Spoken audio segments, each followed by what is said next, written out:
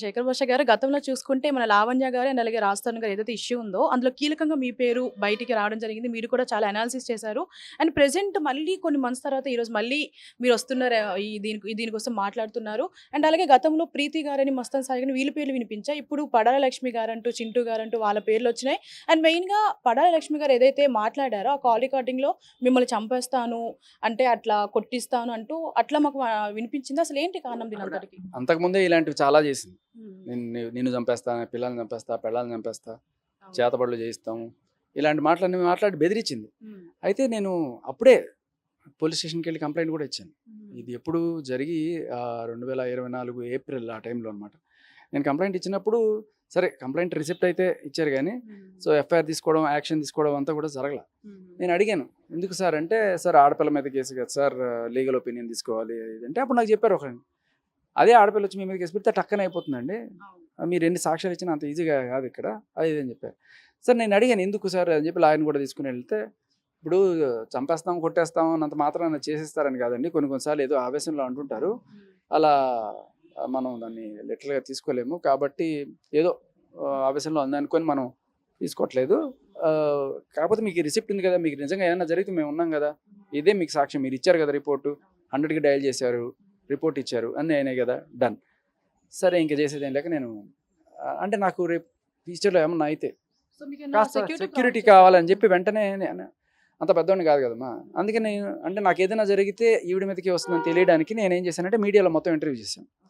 So రేపు ఫ్యూచర్లో ఏదైనా అయినా సరే నాకు ఈవిడ వల్ల థ్రెట్ ఉంది, ఆవిడ చెప్పిన కాల్ రికార్డ్స్ చంపేస్తానన్నవి అన్నీ కూడా బయటపెట్టి చేశాను నేను ఇంటర్వ్యూ. సో అయ్యింది.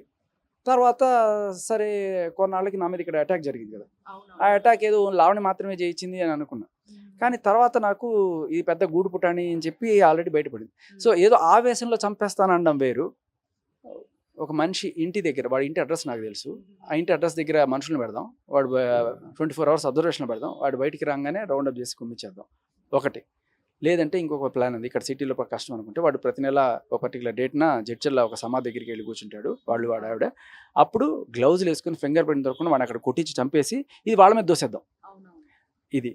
సో ఇది ఆవేశంలో వచ్చిందమ్మా, ఇది ఆవేశం కాదు, పక్కా ప్లాన్, క్రిమినల్స్ కూడా చేయరేట్ ఎంతో ఇది ఉంటే తప్ప. ఆయన అప్పటికి కూడా ఇది నువ్వేదో సినిమా పక్కలో చెప్తాను అంటే, మీ వల్ల కాకపోతే చెప్పండి, నాకు బడ్జెట్ వెళ్ళి ఇచ్చేయండి నేను చేసేస్తాను అంటే, ఇప్పుడు ఆల్రెడీ ఇంతకుముందు ఇలాంటివి చేస్తుంది, అదే అనుకోవాలి కదా మరి. ఇప్పుడు నాకు బడ్జెట్ ఎలకేట్ చేస్తే అండి వీడికి ఆల్రెడీ ఇటువంటి గ్యాంగ్స్ పరిచయాలు ఉన్నాయి, సో చేపిస్తుంది, నాకు బడ్జెట్ ఇవ్వండి నేను క్లోజ్ చేస్తాను అంటుంది. సో ఇదంతా కూడా ఏదో ఆవేశంలో అనడానికి అయితే ఇప్పుడు లేదు కదా, ఇప్పుడు క్లియర్ కట్గా పథకం ప్రకారం అయితే చేస్తుంది కదా. సో అది వీడిని కొట్టి కొట్టి కొట్టి చంపి ఆనవాళ్ళు కూడా దొరకకుండా చేయాలి అని చెప్పిన మాటలు. సో వినగానే ఎవరికైనా ప్రాణ ప్రమాదం ఉంటుంది, భయం వేస్తుంది, ఎవరెవరు దీంట్లో ఇన్వాల్వ్ ఉన్నారని ఆలోచిస్తే అక్కడ అవతల పక్క మాట్లాడేది చింటూ, లావణ్య ఫ్రెండ్, అండ్ లావణ్య ఇంకో పక్క ఈవిడితోనే ఉంటుంది చాలా రోజులు, అండ్ లావణ్య వాళ్ళ తమ్ముడు కూడా నేను ఎప్పుడెప్పుడు దొరుకుతానా అని ఉన్నట్ట. యాక్చువల్గా దానికి ఇంకొక కారణం కూడా ఉంది, ఈవిడ లావణ్య కొంత ఎమోషనల్ బ్లాక్మెయిల్ చేస్తూ ఉంటుంది అనమాట. ఈ తమ్ముడు అనే అతన్ని దత్తత తెచ్చుకున్నట్టుగా తెలుస్తుంది, నిన్ను నేను ఇంత ఇదిగా చూసుకొని చేసుకుంటున్నాను కదా, అక్క కోసం ఏం చేస్తావు, నా కోసం ప్రాణాలైనా ఇచ్చేవాడిని, ప్రాణాలు తీసుకురా, ఇట్లాంటి మాటలు ఏమన్నా చెప్పి వాడిని ఉసుకెళ్ళిపినా లేదు, ఏమైనా చేయొచ్చు ఇటువంటివి. ఇలాంటి జరిగేటప్పుడు అంటే మాట్లాడేటప్పుడు కొంచెం సెక్యూర్డ్గా అన్ని చూసుకుంటారు కదా, మరి ఆడియో బయటకి ఎలా వచ్చిందంటారు? ఆయన అంటే చింటూ అనే అతను మస్తాన్ సాయికి ఫ్రెండ్ అనుకుంటా, వీళ్ళిద్దరూ ఏదో గొడవలో ఉన్నారు, మస్తాన్ సాయి చింటూకి ఏదో గొడవ వచ్చి పట్టుకొని కొట్టడం లేకపోతే ఏదో జరిగినట్టుంది, ఆ గొడవలో అతని ఫోన్ తీసుకున్నప్పుడు చాలా రికార్డ్స్ ఏవో బయటపడ్డాయట, ఆ రికార్డ్స్ బయటపడడంలో ఇది కూడా దొరికింది అన్నట్టుగా తెలిసింది. తర్వాత చింటూ ద్వారానే వచ్చింది మనకి. ఇప్పుడు ఏదైతే మీరు మస్తాన్ సాయి అని చెప్పారో, మస్తాన్ సాయి గారి దగ్గర వీడియోస్ తీసుకుందామని లావణ్య గారు వెళ్తే మన మస్తాన్ సాయి గారి వీడియోస్ దొరికాయి కదా, అంటే దానికి ఏం చెప్తారంటే మరి లావణ్య గారి వీడియోస్ ఉన్నట్టా లేనట్ట? లావణ్య వీడియోలు ఒకవేళ అంటే నిజంగానే మస్తాన్ సాయికి తెలిసింది, అంటే ఇలా తనని 3-4 నెలల క్రితం తన హార్డ్ డిస్క్ తీసుకొని వెళ్ళిపోయినప్పుడు తన హార్డ్ డిస్క్లో ఉన్న వాళ్ళ వైఫ్ ఫోటోలు కావచ్చు, గర్ల్ ఫ్రెండ్స్ కావచ్చు, సరే వాళ్ళు ఒకళ్ళ ఇద్దరా ముగ్గురా ఎంతైనా సరే వాళ్ళ బయటకు వస్తే వాళ్ళ జీవితం నాశనం అవుతుంది అండ్ నా పరువు కూడా పోతుంది అని అతను ఏదో రకంగా హార్డ్ డిస్క్ దక్కించుకోవడానికి రకరకాల ప్రయత్నాలు చేస్తున్నాడు గత 3 నెలల నుంచి. ఈ అమ్మాయి అతన్ని 50 లక్షల దాకా డిమాండ్ చేసినట్టుగా కాల్ రికార్డింగ్లో కూడా ఉంది మన దగ్గర. సో మస్తాన్ సాయి 50 లక్షలు ఇస్తున్నాడు, ఇవ్వలేదు, మోసం చేస్తున్నాడు, కాబట్టి మనం మోసం చేద్దామని అన్నట్టుగా.